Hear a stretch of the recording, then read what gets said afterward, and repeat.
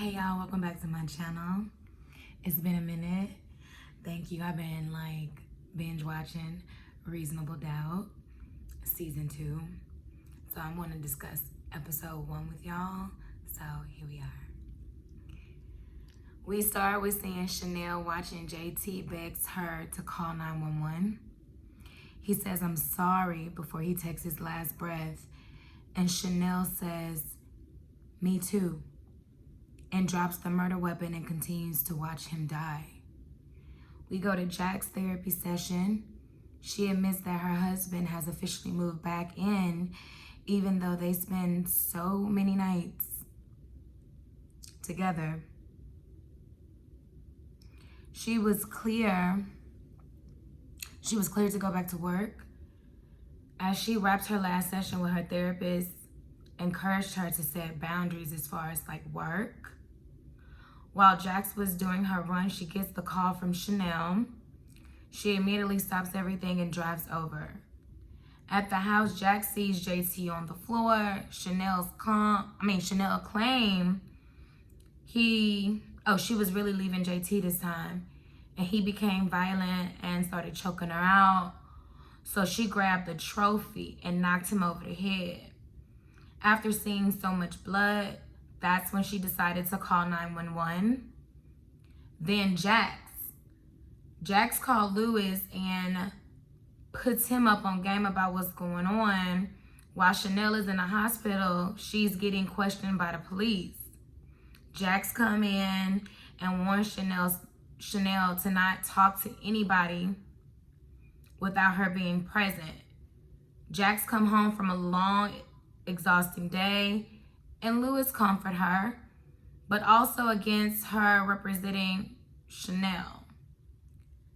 Jax chain smoking cigarettes, preparing to return back to the office. So Jax tells her boss she wants to scale back from work to spend more time with her family, and he basically questions her decision because why? You was cleared to come back, so unless you want your time away from the office to be permanent, then I'm gonna need you back in full effect. So back to work. Jax go to her cop friend Mike to get some information on what's going on with the JT case. Later on that day, Jax finds out that JT has been dead for over 2 hours before Chanel decided to call the police. Not only that, she moved the body. Jax immediately goes and sees Chanel and confronts her over the finding, and Chanel denies waiting 2.5 hours to call the police after her husband was dead. She was like, "I didn't move him." She just turned him over to make sure he was dead. She claims it was self-defense. She wants to take a plea deal. Jax is having anxiety attacks while she's sleeping because, if you watch season 1, she was attacked by somebody she was seeing or whatever. Go back, go catch up. Prior to having a counseling session with her husband, Lewis, the therapist told them if they really want to make this work, they're going to have to actually do the work.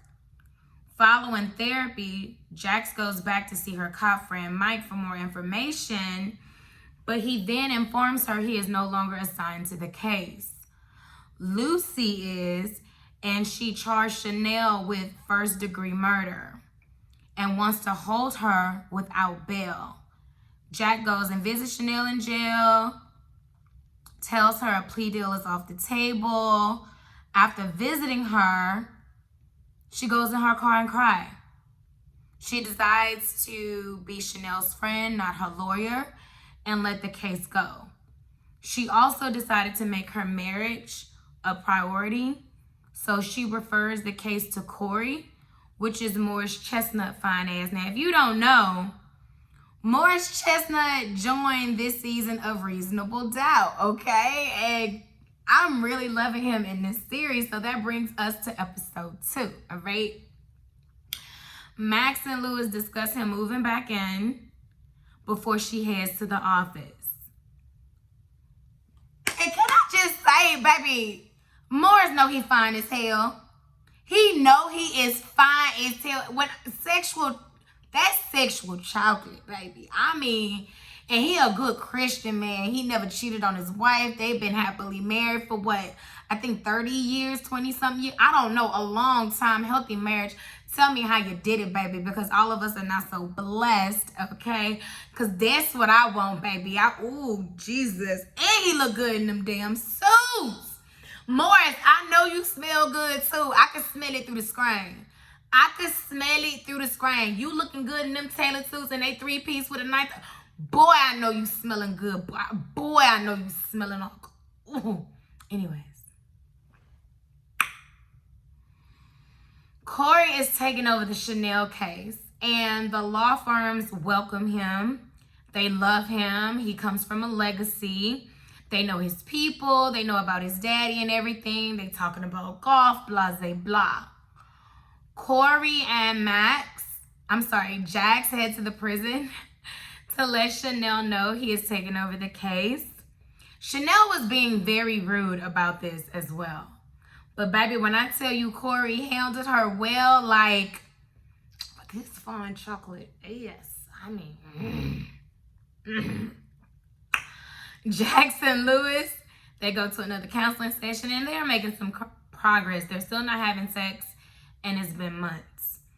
After the session, Jax at home, rolling up, okay, she, about to put bad, when she comes across an interview that Corey did. So she decided to roll up on him in his office the next day. She doesn't like the fact that he doesn't want Chanel to make bail. So Jax rolled up to the prison to see Chanel and was like, I'm going to bail you out because I don't want my friend locked up. You know, Chanel ain't got it, but her husband, JT, froze her accounts prior to his death. Lewis and Jax have a date night. They have a great dinner, dessert, 2 bottles of wine. Baby, they take it back home. They start undressing each other. You know what I'm saying? Going to bed and what happened? They fall asleep. Baby, they fell asleep. Okay? I know that happened to a few of us. Okay?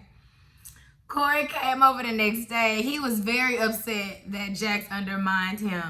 But baby, when he started yelling at Jax, Lewis came around that corner so quick, like, baby, no. You got the wrong motherfucking me one. Not my wife, not this one. So Corey, you gotta go. And Corey was like, don't worry about it. And he just left. Baby, when I tell you I would have followed Lewis to that bedroom and got on my knees so quick. Matter of fact, right here.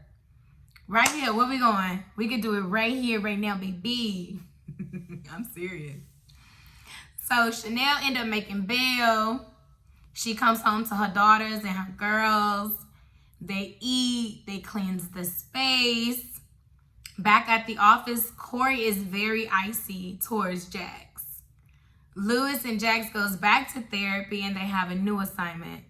And they do it. They're supposed to look into each other's eyes for 5 minutes. But they fail at it, okay?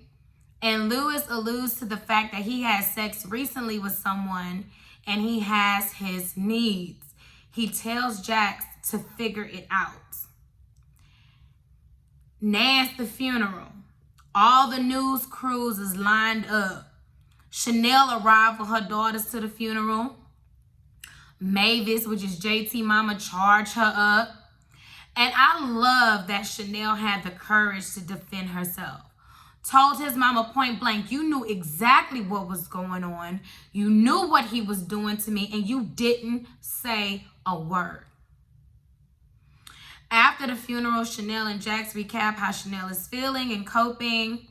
After they talk, Jax leaves, and Chanel calls someone and says she's ready. And I'm like, ready for what, Chanel? Like, what you ready for?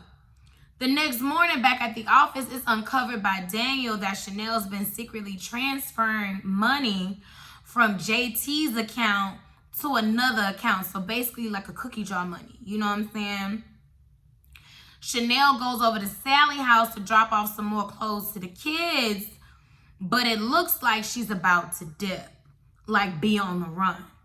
Meanwhile, back at Jack's house, her and Louis on the couch smoking together, and they discuss their marriage and who Louis is having sex with, which leads to them actually having sex. The next morning, Louis agrees to move back in. Corey calls her and says Chanel's phone is off and she dipped. And Sally found a note saying that she had to go away. I'm like, ooh, okay. So now I'm like really invested, right? So we go to episode 3. She goes on a run, but she end up getting caught, right? You know what I'm saying? She gets caught. Adrian, that was his assistant, JT's assistant, also get arrested for helping her fleeing. They together. You know what I'm saying? Like, Chanel and Adrian been secretly having an affair for months, okay? And it was Adrian that was secretly transferring money out of JT's account and not Chanel. Adrian was the one who took the $30 million, all right? Episode 4, we find out when Chanel started reliving her memories with JT from when they first met leading up to his death. And when y'all, wow, like it was literally the true definition of a narcissist. I know, because I'm literally divorcing one right now, but we're not talking about me. We're talking about Jax, okay? Like, he showered her with love, the love bombing, right? Isolated her, moved her away. Then he started emotionally and mentally and physically abusing her. Child, when I tell you all of this has happened to me. Jax is back on the case, and she is second chair to Corey. And Tony, the one that Louis was alluding that he had sex recently or whatever, and Jax need to figure it out. Tony just found out she might be pregnant. And, Tony is pregnant. I'm sorry. Tony is pregnant, and it might be Louis's baby. All right? Chanel didn't even know about this. And, who knocked JT ass out? Because you also seeing this, somebody else killed JT. You see what I'm saying? Somebody else knocked him out. And we want to know who it is. I think it was Chanel's cousin or whatever. It was her cousin. I honestly feel as though it was her cousin. What's the cousin name?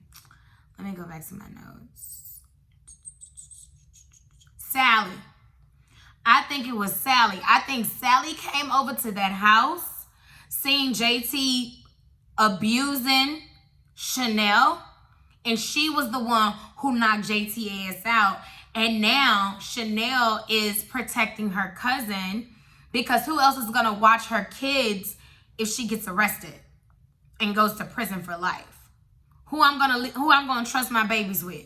You're the closest thing to me. This man took me from everything I know. That's who I think did it. And Jax also suspects that Chanel is protecting the person who did it, and she is. I'm telling y'all, watch, it's gonna come out. We still on. But it's gonna come out. It was the cousin. Watch. Watch. You heard it here first. It was the cousin, I'm telling you. Episode 5, right? Jax goes to the prison and asks Chanel about JT business partner, Evan. So when Jax presses Chanel about who really killed JT, baby, she flips the motherfucking me script. Asks Jax, why you hate women? And when was the last time you was on a black woman's side?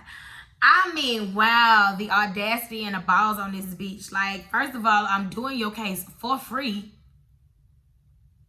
For free, okay? And you have the nerve to insult me when I only have the best interest at heart. And then I'm supposed to be your friend. Even if you didn't do it, you think I'm gonna sit you out? Let me know so I won't get you to trip up on the stand. So I can be prepared for whatever the prosecution throws at me, and I can block that shit. Bail. Because I already know the information. I'm not gonna lead us down that hallway. So why wouldn't you tell me? But I get it, you wanna keep a secret. Trust me, I get it. The best secret, baby, is the one that you only know. That's kept to yourself. The best secret is the one kept to yourself. Only me and God know. And maybe that person if it involves the other person. But the best kept secret, don't write it down in a diary. Don't write it down in a journal. Don't tell your best friend. Because if y'all fall out, that bitch might use that shit against you. No. Don't tell the truth trying to use your conscience because they don't do nothing but hurt the other person. You can forgive yourself. God will forgive you. No. The best kept secret is the one kept to your damn self. Okay. Just give you a little gem. But Chanel even goes as far as to threaten Jax and was like, you better take my word for it or else. Jack's secretary, Crystal, broke it all the way down on how she think everything is connected, and I really agree with her. Adrian goes and see Evan, and Evan says something went down that he helped Adrian with before JT died, and Chanel doesn't even know about it. Now we at day 1 of the trial. The prosecutors call their witness, the defendants cross. Both sides making some great points, you know.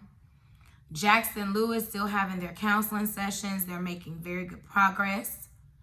Lewis meets up with Tony, and she said, baby, the baby mine. Okay. Baby mine. You back with Jax. JT dead. Like, it's my baby. Or whatever. And Lewis just did a whole ass move talking about, okay, thank you. I really appreciate it. Oh my God. I am back with her. I love her. Bye. Take care. Hope all is well. You know, good luck. Anyways. And I put in my notes, I hope Jack's ass finds out. Like, I don't respect any man, like, that does anything like this. Like, how can you have a baby out there and be okay with making him a bastard? If you're man enough to lay down there and create the baby, be man enough to tell your fucking wife. That's simple. You man enough to lay down and do it. Be man enough to come and tell your wife. Day 2 of the trial. JT mama takes the stand, and baby, what a line is, bitch. Okay? Jax goes and visit Evan, and he got her out that office quick. Especially when she started asking him about Adrian. Then he leaves and go visit Chanel in prison and tells her about everything that's going on between him and Adrian. Adrian then goes and confronts Evan. Lewis finally comes to his senses and contacts Tina to see if the baby's his. Jack goes and meets Adrian to have a talk, but he has a gun, right? So now, we at episode 6. Jax meets up with Adrian, and he basically tells her, you need to chill out on investigating me and investigating Evan or else. Day 3 of the trial. And it can go either way, you know? Jax and Corey, they go back to the office to discuss strategy. And then, baby, one thing led to another, baby. They started a kissing and a touching and a rubbing and undressing. And they started doing it right there in the office, and the whole time I'm like, Jax, I thought we was working it out with Lewis. I thought we was happy, but I mean, I don't know, he is fine. You know what I'm saying? Like, and again, I know he was smelling good. But they wasn't really having sex. It was really Corey just having a wet dream. Lewis, he confronts Tina at the carpool drop-off, okay, because she keeps leaving him on red. And he's demanding a paternity test before the baby is born, and she agrees to take the test. We back in court, and can I just say, damn, again, Morris looking good in these suits. Ooh. Corey's dad ended up showing up too to see his son in action, and you can tell that Corey is really trying to impress his dad while he's in the courtroom. Jax ended up getting hit on by Corey's dad over lunch, and she ended up leaving. While Jax is leaving, her secretary Crystal calls her and was like, hey, your mom in the hospital. So of course she stops what she's doing and she goes to go see her about her mama. So, you know, while she leaving from checking up on her mama, she just so happened to look across the street in the other entryway of the hospital, right? Because you know they got the emergency entrance, they got the regular entrance, blah, blah, blah. She see her husband over there coming from the hospital. So she calling him. And he, boo, ignore the call. So she like, she call him again. He like, hey, what's up, baby? What's up? She's like, hey, what you doing? What you up to? Oh, nothing. I'm at work. You at work? You working late again? Yeah. Can I talk to you later? Sure. Child, listen. When I tell you, I was thanking God that Jax had enough sense, because she is a lawyer and a smart one at that, not to yell. Because see, at first my knee-jerk reaction, right? If I'm seeing my husband from across the way and I see him purposely ignoring my call, and then, you know, I call him back or whatever, but I would have been so much in confusion when I seen him ignore my call. I would have been like, hey, I would have called him, you know what I'm saying, from across the way, probably, because I would have been reacting out of emotions, you know what I'm saying? But it is also a 50-50 chance that I would have handled it like Jax, okay, to see if this motherfucker was gonna lie to me, all right? And also snap a picture, okay? That's the only thing I feel as though she failed to do, was snap a picture, okay? I would have had that call, baby, and I would have snapped that picture, because I'm like, why is he leaving and why is he lying? You see what I'm saying? Why is he leaving the hospital? And why is he lying? Because I know it's not an emergency. If it was an emergency, he would have called me. He would have called me. I'm his wife. He would have called me and, baby, I'm sick. I'm not feeling well. Can you take me to the hospital? Can you sit with me? It would have been something like that. So the fact, absolutely not. Hell, fuck no. Nope. So she asked Lewis, you know, when she get home again, before they go to bed, she was like, you know, you okay, baby? He said, I'm good. Okay. They go to sleep. You know what I'm saying? We back at court. And now Adrian is on the stand. And he confessed to the whole gambling ring that's ran by JT and Evan. Evan was basically like a Jeffrey Epstein or whatever, with the underage girls and rich men and blah, blah, blah, blah, blah. And Jax ended up seeing a viral picture of Tony and Lewis in the hospital getting a DNA test. Coincidentally, Lewis was gonna come home and tell Jax, but of course, she already knew. And we ended there. Y'all, can I just say I don't think it's Lewis' baby, or I hope it's not.